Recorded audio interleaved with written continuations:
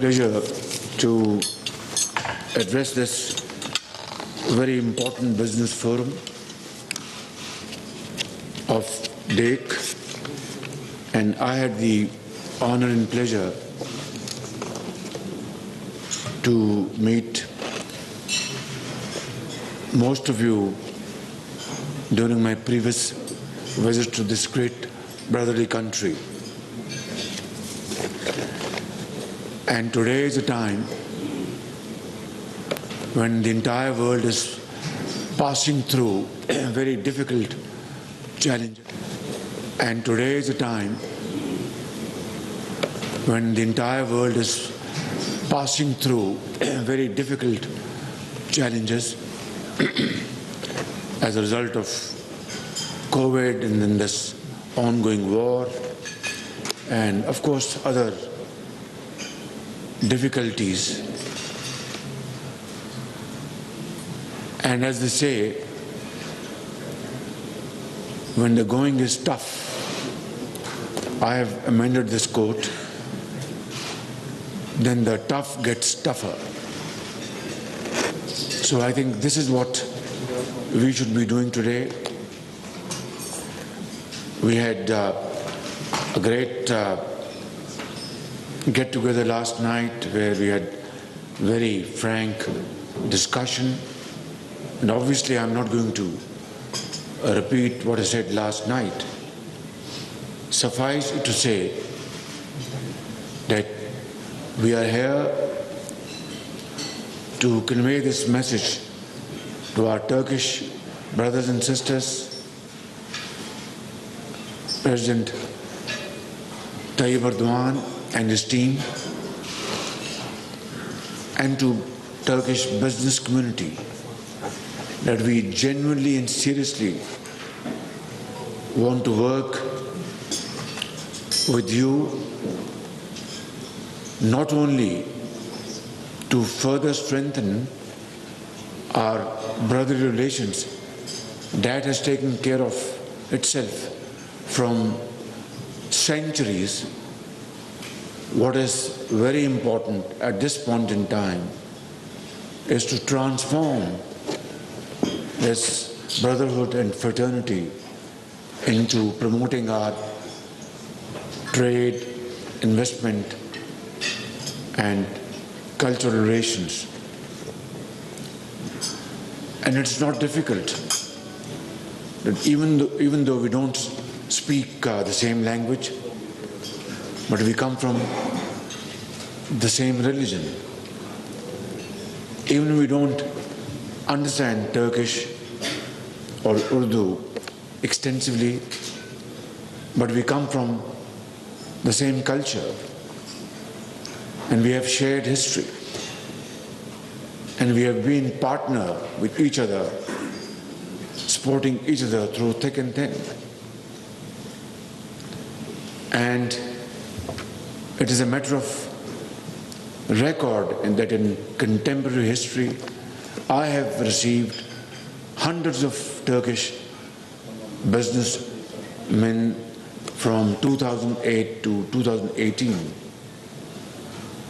And also your active participation in investments in Pakistan is highly appreciated. And above all, your contribution in humanitarian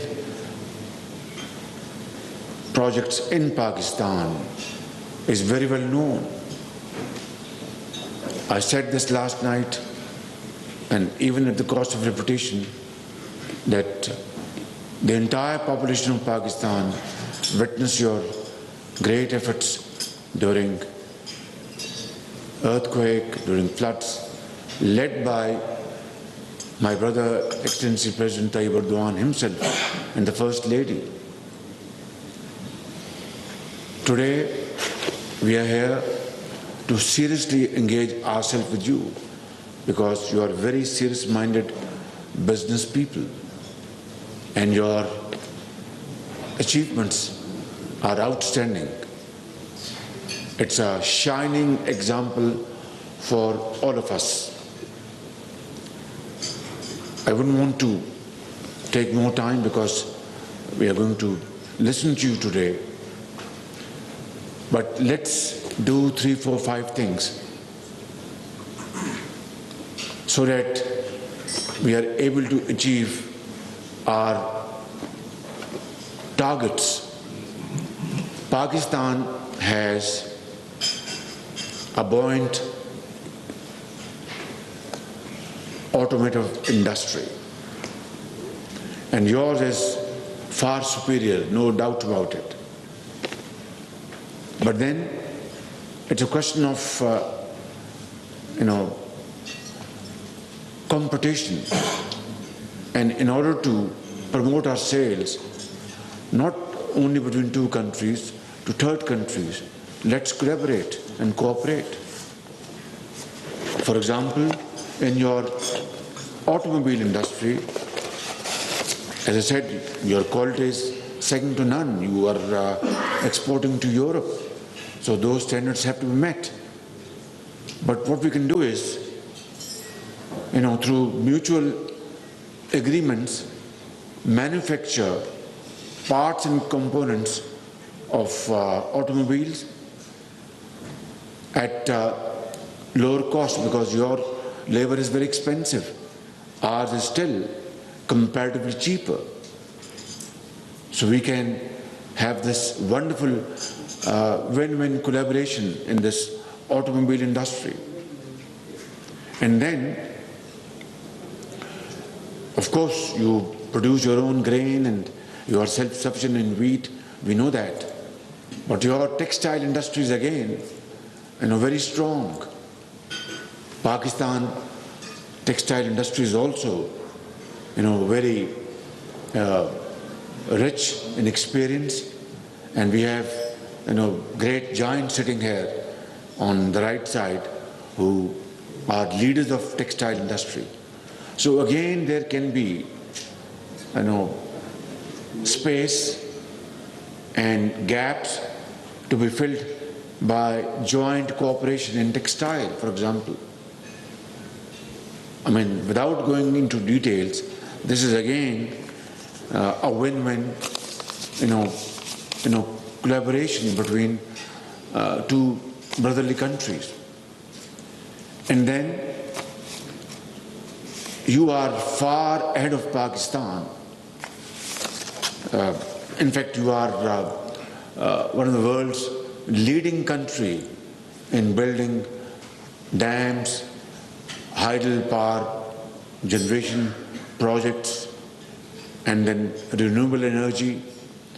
We discussed Zolo last night. So your capacity to build dams and hydel power generation should be leveraged by us in Pakistan. So you will invest money, get profits, and we get cheap hydel power electricity. This is a great vision which we must, actualize through joint discussion and quick decision. Similarly, in renewable energy, we have great potential in Sindh, in Balochistan, in KP, and in Punjab. Like wind power generation, already Turkish companies, as I speak, we know, are already active in Pakistan, in Sindh, in Punjab. And let's promote this, solar energy and wind power for 2 reasons. A developing country like Pakistan cannot afford prohibitive bill of billions of dollars to finance our very expensive oil and gas and other related items. We cannot. So we have to replace our import of raw material by, enlarging the scope of hydel power generation and renewable energy. And this is, a wonderful combination, great investors are sitting here on my left, experts and experiences with you.